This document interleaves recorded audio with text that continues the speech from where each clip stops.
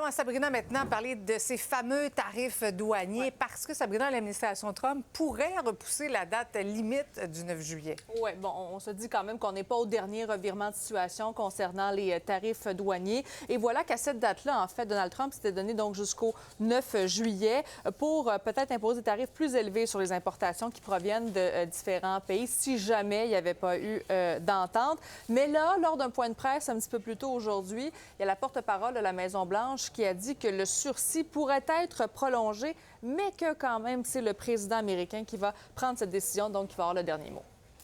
The deadline is not critical. The president can simply provide these countries with a deal if they refuse to make us one by the deadline, and that means the president can pick a reciprocal tariff rate that he believes is advantageous for the United States and for the American worker.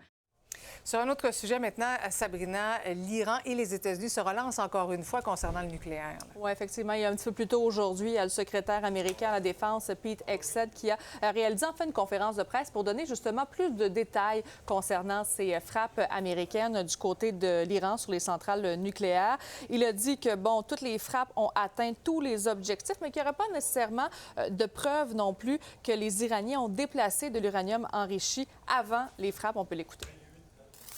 President Trump directed the most complex and secretive military operation in history, and it was a resounding success, resulting in a ceasefire agreement and the end of the 12-day war. There's been a lot of discussion about what happened and what didn't happen. Step back for a second.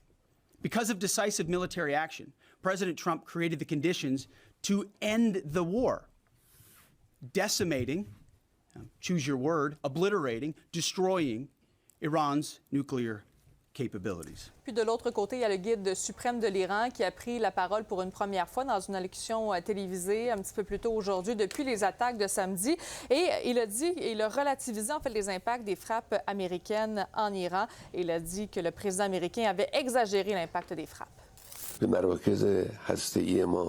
Ils ont attaqué nos installations nucléaires, un acte qui mérite à lui seul d'être poursuivi devant les tribunaux internationaux.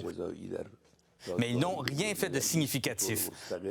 Le président américain a grandement exagéré ce qui s'est passé. Il est devenu évident qu'il avait besoin de cette exagération. La Maison-Blanche qui a réagi à cette affirmation-là et a dit que, dans le fond, le guide suprême de l'Iran disait ça pour, dans le fond, préserver la face de l'Iran. Merci, Sabrina. Ça fait plaisir.